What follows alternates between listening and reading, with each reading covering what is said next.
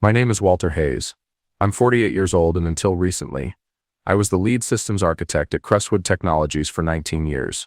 I single-handedly crafted their core software infrastructure, fueled by copious amounts of coffee and countless lines of code, back when we were a small team of 7, operating out of a converted warehouse in Portland, Oregon. The day it happened, Adrian Bellwether, the new CEO, slid a termination notice across his polished oak desk. "We're bringing in external consultants with innovative approaches," he announced, his tone leaving no room for argument. "Your legacy systems are hindering our progress." I nodded, my expression betraying nothing. I didn't protest, didn't plead my case. A simple, "I understand," was all I offered, as I began packing my personal belongings under the watchful eyes of HR. Adrian, not yet 41, had been with us for a mere 4 months, installed by the venture capital firm that acquired Crestwood the previous year. He sported bespoke suits and incessantly spoke of streamlining operations and adopting cutting-edge methodologies. He never once inquired about the actual functionality of the systems I'd built. That very morning, I'd witnessed him swagger into the office with a pair of consultants from a fashionable firm in Austin, Texas. The writing was clearly on the wall. 19 years. 19 years of turning down more lucrative opportunities, of missing my son's little league games, of countless nights spent troubleshooting server malfunctions while the rest of the world slept. I dedicated myself to Crestwood because I believed in what we'd created together. They allotted me 30 minutes to vacate my workspace. I needed only 50. Leaving the building, I encountered Deborah, my longtime colleague from accounting. We'd been together since the very beginning. Her eyes widened at the sight of my box.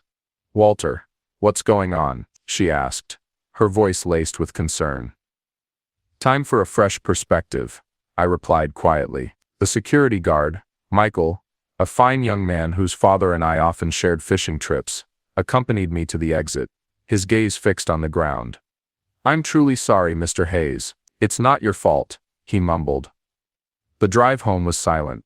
No music, no phone calls, only the rhythmic swish of the wipers clearing the Portland rain from my windshield. My wife Susan wasn't yet home. I placed my box on the kitchen counter, removing my coffee mug, family photographs, and a small external hard drive, nothing belonging to the company. Then I brewed a pot of coffee and fired up my personal laptop. I opened a file I'd created years ago, meticulously documented evidence, confirming that I had developed the core algorithm powering Crestwood's entire platform during my personal time, using my own equipment. The timestamps and copyright registration predated my employment contract by 7 months. I'd granted the company a perpetual license, a fact the new management apparently hadn't bothered to verify. I savored my coffee, a grim certainty settling over me. The first system failure would occur within days. I first met Richard Evans in 2005 at a software development conference in Denver. We connected over our shared frustration with the limitations of existing customer relationship management systems. He had just launched Crestwood with his brother-in-law and 4 other developers. Their product demonstrated considerable potential but lacked scalability. Over a couple of beers, I outlined an algorithm that could alleviate their database constraints. He hired me on the spot. For the first 6 years we worked 100-hour weeks. I missed my daughter Emily's first steps because I was wrestling with a particularly stubborn server crash. Susan almost left me twice. "You're married to that company," she'd lament. She wasn't entirely wrong. When Richard suffered a heart attack in 2012, I stepped up, not as CEO. I had no desire for that role, but as the technical linchpin, keeping everything running smoothly amidst the ensuing panic. When potential investors came knocking, I presented our impressive growth metrics. When competitors attempted to lure away our talent, I successfully persuaded our key engineers to remain. Richard sold the company in 2020, claiming he was weary and wanted to spend time with his grandchildren. I understood his decision, but sensed the first tremors of change within the organization. The new owners were a different breed, solely focused on quarterly earnings and ambitious growth forecasts. Then came the pandemic. Our system continued to function flawlessly, even as others faltered. Our clients, hospitals, supply chains, government agencies, relied on us implicitly. I worked 20-hour days to ensure nothing went wrong.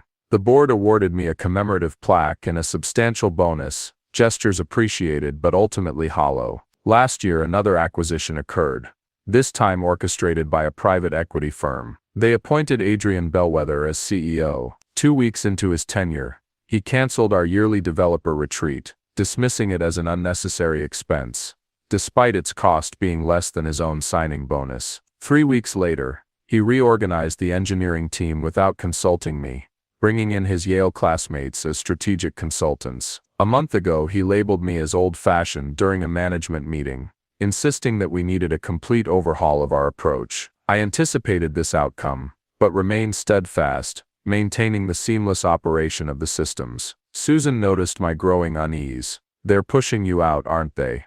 she asked one evening. "Maybe," I replied. "What are you going to do?" I simply shrugged. But that weekend, I updated my records, verified my copyright registration, and meticulously documented my personal code repositories. It wasn't out of a desire for conflict, but rather a commitment to preparedness. The original algorithm, the mathematical core of everything Crestwood sold, had never actually been legally transferred to the company. I had licensed it to them. There's a significant difference. 3 days after my dismissal, while repairing our backyard fence, my phone began buzzing incessantly. 5 missed calls from Crestwood's main line, 2 from Adrian's direct line, and 1 urgent voicemail. "Walter, this is Adrian," the message began. "We're experiencing some serious issues with our core systems. We need your expertise. Call me back immediately." I ignored the calls, continuing to work on the fence. An hour later, more calls arrived, along with text messages from former colleagues. Systems were crashing. Nobody understood what was wrong. Clients were threatening to terminate their contracts. I finished the fence, showered, made dinner for Susan and the kids, and watched a movie with them.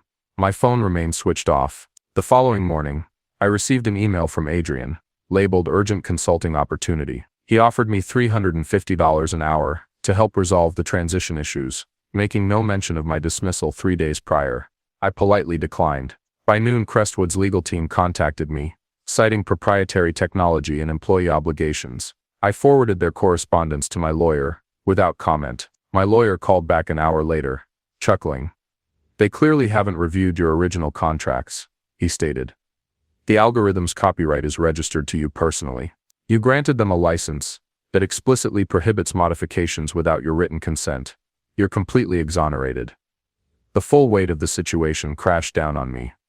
19 years, all the sacrifices, the missed school events, the countless sleepless nights, and they discarded me like obsolete equipment. I went to my home office and retrieved a business card I'd kept in my desk drawer for almost a year. Eleanor Vance, CTO of Pinnacle Systems. She'd approached me at a conference last spring, deeply impressed by what Crestwood had achieved. "If you ever consider a change," she'd said, "we could create something extraordinary together." Back then, I had been loyal. Now I was free. I didn't contact Eleanor immediately. Instead, I drove to the Willamette River and sat watching the boats glide across the water. For the first time in years, my thoughts weren't consumed by server loads or code deployments. My phone rang again. "Adrian. Walter, we need to talk. The situation is dire." "I'm listening." "Our clients are threatening to leave. The consultants can't decipher your system's architecture. We need you back." "In what capacity?" "As a senior consultant, with appropriate compensation naturally. And the outdated legacy systems. We may have been premature in our assessment." I watched a great blue heron gracefully land on a nearby pier. "I'll consider it," I said. But I already knew I wouldn't return. Not as a consultant. Not on their terms. The drive home was quiet, yet resolute. The realization wasn't simply that they needed me. It was that I didn't need them. 2 days later, I accepted Eleanor's invitation to lunch. We met at a secluded restaurant in Lake Oswego, far from Portland's bustling tech scene. She'd heard about Crestwood's predicament. She explained after we ordered. Their systems had been unstable for nearly a week. I nodded silently. Their clients were growing increasingly anxious, especially the healthcare providers. I took a sip of water. "They have skilled engineers," she continued, "but not the architect." She studied me thoughtfully. "You created something truly remarkable at Crestwood, Walter. Something that shouldn't be lost, due to corporate short-sightedness." She pushed a folder across the table. Inside was a job offer. Chief Innovation Officer. Double your previous salary. Equity. A team of your choosing. "We want to build the next generation of what you created," she said. but this time with you properly valued. I told her I'd need to discuss it with Susan. When I got home, a black sedan was parked outside our house. Two men in expensive suits stood on my porch. Crestwood's lawyers. Mr. Nettle Hayes, the older one began. We've been attempting to reach you regarding a pressing company matter. I'm no longer with the company. This involves intellectual property developed during your employment. We require access to all your personal devices for inspection. Standard procedure in these situations. I knew what they were after. Evidence that I had misappropriated company code or used company resources to develop my algorithm, something to invalidate my copyright. You'll need to speak with my attorney, I said, handing them his card. I have nothing further to discuss. That evening, Adrian called again. Your lawyer is being uncooperative, he said. This could become messy, Walter. Legal battles. Public statements. None of us desire that. What do you want, Adrian? Return, 6 months. Full salary. Assist the transition team in understanding the systems, and we'll part ways amicably. The company retains all rights to the technology, and you receive a clean break. The core algorithm was never Crestwood's property, I stated. I licensed it to the company before I even became an employee. Silence. Then, that's preposterous. Everything you developed constituted work for hire. Review the original licensing agreement from 2005. It's still legally binding. That documentation doesn't exist. Richard kept a copy. I kept a copy. The Copyright Office has a copy.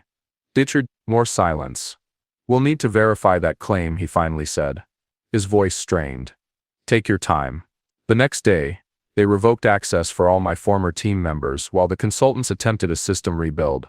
By evening, 2 client servers had completely crashed. Susan found me in the garage, systematically organizing tools I hadn't touched in years. They're imploding, aren't they? She asked. I nodded. Does that make you happy? I put down the wrench. No. Good people work there.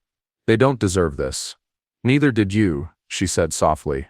The following morning, Crestwood stock plummeted 18% as news of the critical system failures broke. My former team members began texting. What did you do? Did you sabotage anything before leaving? I responded to each one identically. I did nothing. They modified a licensed component without authorization. By afternoon, Adrian had shifted from threats to negotiations, offering me a substantial consulting contract and a public apology. I didn't respond. That evening, one of the consultants located the licensing agreement in Richard's archived files. Within an hour, Crestwood's legal team contacted my attorney with a vastly different tone. The trap they'd set had sprung back on them. A week after my termination, I met Richard for lunch. He'd been retired for 4 years, but still closely followed the company he'd founded. They really messed up, he said, shaking his head. Trying to rebuild your algorithm from scratch. Foolish. We were seated at his favorite diner in Beaverton, away from prying eyes. Did you know this would happen? I asked. Richard stirred his coffee. I knew they didn't comprehend what they'd acquired. These private equity firms never do. They see numbers, not architecture. He produced a worn folder from his briefcase and slid it across the table. Remember this. Inside was our original partnership agreement from 2005. Not the company employment contract, but the personal agreement between Richard and me. It explicitly stated that the algorithm remained my intellectual property, with Crestwood receiving an exclusive, perpetual license contingent upon my continued employment, or a mutually agreed upon separation. You protected me back then, I said. Richard nodded. You were taking a risk joining a startup. I wanted you to retain ownership of your creation if things went wrong. Did you inform the new owners? I tried. Mentioned it during due diligence. They weren't interested in technical details from the past. He made air quotes with his fingers. They just wanted the assets and client list. That's when the full picture clarified. Adrian hadn't fired me on a whim. The private equity firm intended to dismantle Crestwood, selling off client relationships and proprietary technology separately for maximum profit. They needed me gone because I was the sole individual who fully understood how everything interconnected. My termination wasn't about embracing fresh perspectives. It was about facilitating their asset stripping. There's more, Richard said softly. Before you left, I inserted a clause into the sale agreement. If the core technology becomes inoperable for more than 10 consecutive days, I have the right to repurchase the company at a predetermined price. I stared at him. Why would they agree to that? They didn't read the fine print, too focused on closing the deal. He smiled. I also told them it safeguarded their investment if the technology failed. So you can buy it back. We can buy it back, he corrected. I've set aside some funds and a few of the original investors are interested, but we'll need you. The pieces were falling into place. Not revenge exactly. Something more precise. A rectification. That evening I received an email from an anonymous account. Inside was evidence that Adrian and the consultants had been plotting to sell our healthcare division to a competitor, a move that would breach client confidentiality agreements and potentially expose sensitive patient data. One of my former team members was clearly providing me with information. I forwarded it to my lawyer. The next day, 3 major clients announced they were suspending their contracts with Crestwood due to reliability issues. Their combined business represented 38% of the company's annual revenue. By the weekend, the board convened an emergency meeting. Adrian was placed on administrative leave. On day 9 of the system failures, Crestwood's general counsel contacted me with a settlement offer, a 7-figure payment in exchange for immediate license reinstatement. I didn't respond. That night, Susan and I sat on our back deck watching the sunset. Richard wants to buy the company back, I told her. With you? With me? She took my hand. Do you want that? 19 years the code. The late nights. The missed family time. Not sure yet, I admitted honestly. Tomorrow would be day 10. Day 10 arrived with Crestwood's systems still offline. Financial analysts predicted bankruptcy if the situation persisted. Former colleagues reported that the office was half empty, due to layoffs and resignations. I met with Richard and my attorney at a private office downtown. Eleanor from Pinnacle joined us via video conference. The board is desperate, my lawyer explained. They've offered $3.5 million for a permanent license transfer. And if we wait? I asked. Harold's buyback clause activates at midnight. The predetermined price is $9 million for the entire company. Richard leaned forward. I've secured $5 million in backing. The remaining $4 million would need to come from new partners. All eyes turned to Eleanor on the screen. Pinnacle is prepared to partner, she announced.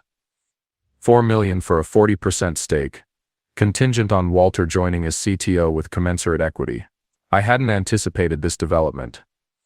I thought you wanted me at Pinnacle. This is superior, Eleanor replied.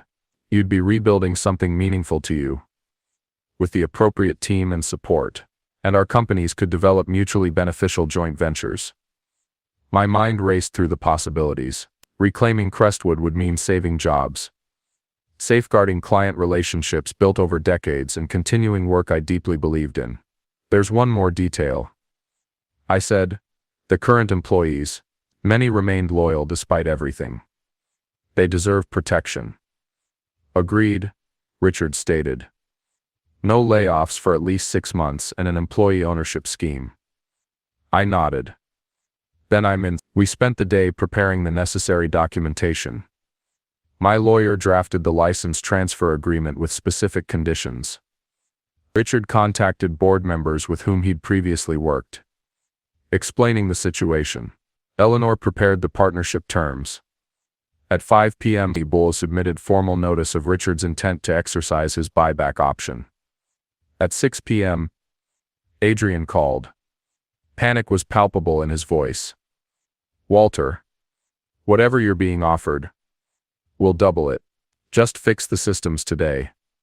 It's not about money, I said. Then what? A public apology? Your old job back? Name it. It's about building something enduring. Something significant. Wait, this is business, not some idealistic. I hung up. By 8 p.m., Adrian had been formally dismissed by the board. They reached out directly, desperate to avoid the buyback. We've made mistakes, the chairman conceded. But we can still rectify this. You're right, I agreed by respecting Richard's buyback clause and facilitating a smooth transition. 30 p.m., 30 minutes before the deadline, they surrendered. The board approved Richard's buyback. Pinnacle's partnership was accepted. The paperwork was finalized. At midnight, I sat at my kitchen table and composed a simple email to my former team. The algorithm will be restored tomorrow morning. Crestwood is under new ownership. No jobs will be lost. I'll explain everything at the all-hands meeting. Walter. Susan sat beside me as I sent the email. So you're going back, she said. Not back. Forward. I closed my laptop. Different company now, different terms. You'll be busier than ever. For a while, I admitted, but this time I won't miss the important things. She smiled, skeptical yet supportive. The next morning, I drove to the office for the first time since my termination. People stared as I walked through the lobby. Some looked bewildered, others relieved. Deborah from accounting embraced me in the elevator. What happened? She whispered. Long story, I said. But the short version, sometimes you have to let something break to fix it properly. The conference room was full for the all-hands meeting. Richard stood at the front, appearing rejuvenated despite his age. Eleanor joined via video conference. I took my place beside them, feeling the weight of what we were about to rebuild. It wasn't revenge. It was restoration. 6 months after regaining control of Crestwood, we held a product launch at the Portland Convention Center. The room was packed with clients, industry analysts, and members of the press. Richard opened with the company's history and vision. Eleanor discussed our partnership with Pinnacle. Then it was my turn. I stepped to the podium, aware that Adrian was seated in the back row. He'd landed at a competitor and was clearly there to gather intelligence. Today we're unveiling Synergy Sphere, I announced, a completely redesigned system architecture that leverages our core strengths while embracing new possibilities. The screens behind me displayed the interface. Streamlined, powerful, elegant. What makes this system unique isn't just the technology, it's the people behind it. Our team, many who've been with us for over a decade, built this together. I gestured to the front row where my development team sat. And we've restructured our company so they have an ownership stake. Their dedication deserves nothing less. The audience applauded. I noticed Adrian shifting uncomfortably. We've also established the Crestwood Foundation, which will open source select components of our technology for use in education and public service. More applause. Finally, I'm pleased to announce that every client affected by last year's system failure will receive 3 years of complimentary service, plus migration support to our new platform. The room erupted. It was a bold financial move. But Harold, Eleanor and I had agreed. Rebuilding trust was worth the cost. As we opened the floor for questions, Adrian slipped out the back door. He'd come expecting to witness a company reeling from disaster. Instead, he saw one transformed by it. His new employer's stock fell 7% by the closing bell. Sometimes, the best revenge isn't retaliation. It's elevation. 1 year after the buyback, I drove to the Willamette River on a crisp Saturday morning. No laptop, no phone, just a fishing rod and a small cooler. Richard was waiting in his boat, silver hair peeking out from beneath his worn baseball cap. Right on time, he said as I climbed aboard. We navigated to his favorite spot and cast our lines in comfortable silence. The board approved the employee ownership expansion, he mentioned after a while. Another 7% allocated. Good. I watched my line. They've earned it. We caught nothing for an hour. We just talked about our families, baseball, anything but work. Eventually, Richard asked, "Do you ever reflect on how everything unfolded?" I pondered the question. The past 18 months had been the most challenging and rewarding of my career. Reclaiming the company, rebuilding the systems and the culture, finding a balance between work and family. I think about the algorithm sometimes, I admitted. How something I created alone in my apartment became the foundation for everything. Regrets? I shook my head. I could have left for another job, started my own company. But I stayed because I believed in what we were building together. And now? Now I know the difference between loyalty and ownership, between building something and belonging to it. My line suddenly tightened. I stood, carefully reeling in a respectable-sized base. After we got it in the boat, Richard laughed. Still got the touch. Later, as we headed back to shore, I noticed the Crestwood building in the distance, its logo gleaming in the sunlight. It wasn't the same company anymore. Better in some ways, still finding its footing in others. But it was ours, not just mine, not just Richard's or Eleanor's. Everyone who built it, piece by piece. Some things you can't own alone. Some things you shouldn't.